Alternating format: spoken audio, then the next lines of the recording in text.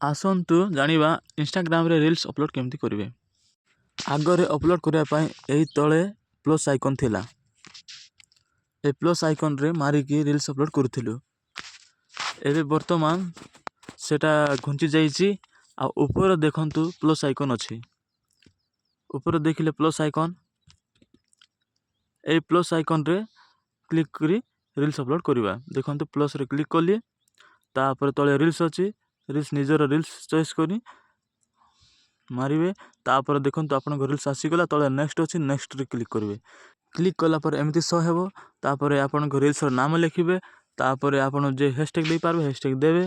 ଦେଲା ପରେ share option ଆସିଯିବ। ଦେଖିଲେ ସେୟାର ଅପସନ୍ ଆସିଗଲା। এই ସେୟାର ଅପସନ୍ରେ କ୍ଲିକ୍ କରିନେବେ।